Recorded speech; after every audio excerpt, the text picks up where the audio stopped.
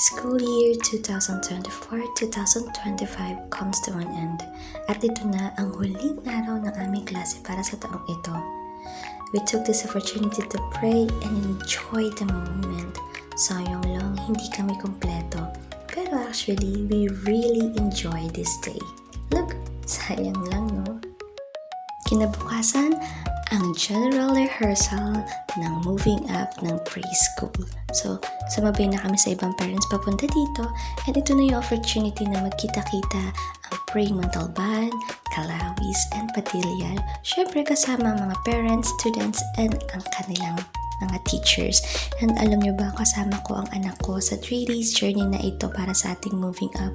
So, nag-practice kami and we enjoyed this moment. Isang malalim na pag-uusap. Sino magbibit-bit ng hula hoops?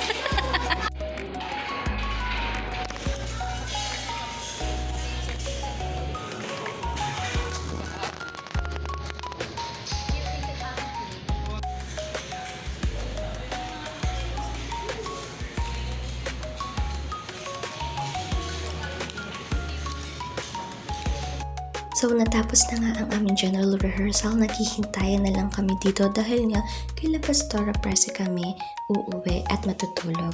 Pero, bago matapos ang araw na ito, nagkaroon pa kami ng meeting para sa upcoming youth camp. Isang masinsinang pag-uusap dahil nga sobrang iksi na lang ng panahon para sa preparation namin na ito.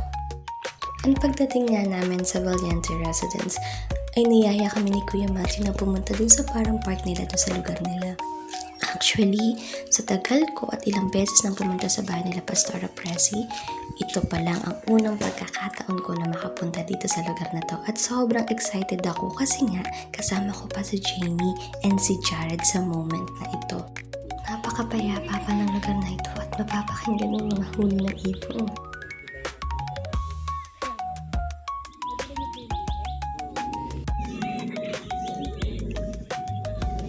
Come on, Jared. Jared. Sino kayo Hi. Inikot nga namin ang lugar na ito at sinubukan ang lahat ng mga activities na makikita namin dito. At ito pa nga, so sobrang excited namin. Hindi ko alam, sabi ko kay Jared, ikot niya yung wheel pero ako yung umiikot. Ewan ko ba naman dito. Pero sa totoo lang, sobrang natuwa ako sa lugar na ito kasi nakakaramdam kami ng kapayapaan and at the same time, nag-enjoy kami sa lahat ng activities na meron dito. Ayan pa nga, nakasira pa ata ako. Sorry.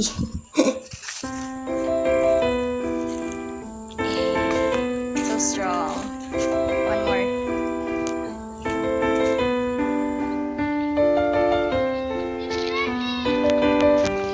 Jared, just stay there. Hi.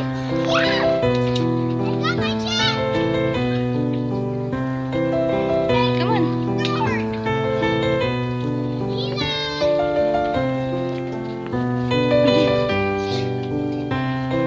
Jared. Help mama, help na.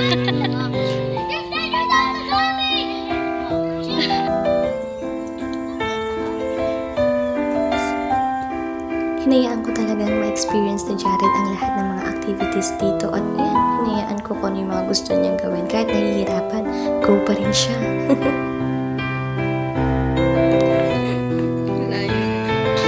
Jared. Jared. Hi.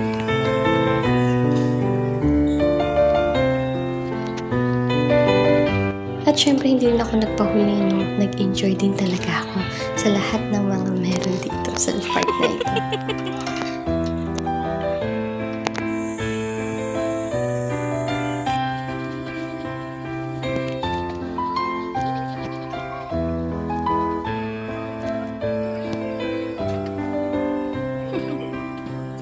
Jared.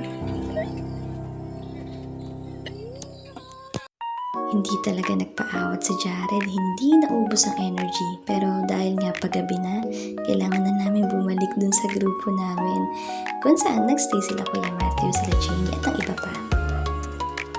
Ay, ganun lang ba sa buhay? At hindi nga napigilan ni Jared na kuhanan ang ganda ng sunset sunset sa lugar na ito. Tunay nga napakabuti ng Diyos for letting us to see how beautiful His creations are. Ayan na, dahil nga paggabi na, kailangan na namin umuwi at dito na magtatapos ang unang araw ng aming journey para sa moving up. At dumating na nga ang ikalawang araw namin dito sa Valiente Residence at kailangan na namin maganda dahil pupunta naman kami sa Preschool Padilla para doon mag-prepare at gumawa pa ng mga kailanganin namin para sa moving up kinabukasan. Medyo may kalayuan ang lugar ng bahay nila Pastora Presi at wala ding mga tricycle papunta sa highway so kakailanganin talaga namin ng service para makalabas kami ng highway. At yun pa nga, thank you kay Ace and kay Ayman na naging service namin sa araw na iyon.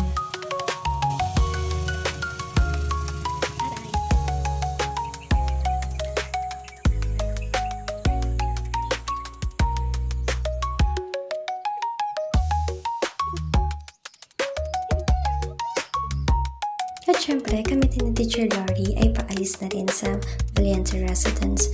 Alam niyo ba, kahit ba sa scrolling lang ng motor, ay grabe, nag-enjoy talaga ako sa ride na ito. Kasi napaka-smooth, walang traffic, at the same time, makikita yung iba't ibang malalaking bahay sa lugar na ito. At nakaka-inspire talaga na magmotor at bumili ng bahay. Yan nga, at nagkita-kita na rin kami at papunta na rin kami sa Preschool Padilla. At syempre, hindi nagpaawat nagpaganda ang ate dahil pamper day din kasi ang araw na ito na kung saan ay lilinisin ang aming mga kuko para sa preparation ng moving up kinabukasan. Ayan nga, at namili na ako ng kulay na gagamitin ko sa mga kuko ko. Sobrang daming options. Sobrang ganda kasi talaga na nabigay na set ni ate. So, ayan, isa din pala siya sa assistant teacher ni Teacher Beck sa Kalawis. Ayan na, sobrang excited ko to the point na inayos ko pati lahat ng kanyang cutics para makita namin mabuti kung ano yung mga dapat namin gamitin. And tada! Naayos ko na lahat ng cutics na gagamitin namin at pagpipilian at sinimulan na namin ang laban na ito. Sobrang curious nga ni Jared sa ginagawa sa kuko ko namin para sa pedicure and manicure sa araw na ito. Ito nga pala ang napili kong kulay, royal blue, yes, para magdanda ko. And syempre, sobrang saya din ni Jared sa free hash brown niya from Kuya Jet niya. At dumating na rin ang pagkakataon na natapos na namin ang preparation ng umaga at hapon at ng gabi ay nag-setup naman kami doon sa SM Masinag. Hinintay lang namin matapos ang last full show doon sa cinema na pagdadausan namin ng moving up namin at nagsimula na rin kaming gawin ang lahat ng preparation para kinabukasan ay ready na ang stage at dadating na ang pinakamahalagang araw para sa mga estudyante namin para sa school year 2024-2025 sa preschool. Madami din kami nag-prepare sa araw na to kaya masaya namin natapos ang lahat at kailangan na nga namin umuwi para maghanda sa pinakamahalagang araw para sa mga estudyante namin, ang moving up. At ito na ang araw na pinakahihintay ng lahat, ang araw ng aming moving up. I'm so glad.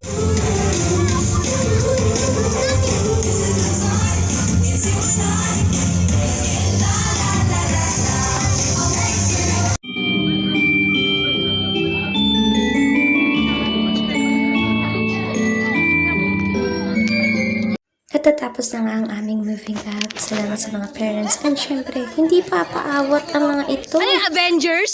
Avengers! Matapos ang isang matagumpay na moving up para sa school year na ito, ay kumain muna kami sama-sama ng lahat na naging staff at naging bahagi ng aming moving up. At ito na ang pagkakataon na kailangan na namin magkahiwa-hiwalay dahil uuwi lang kami.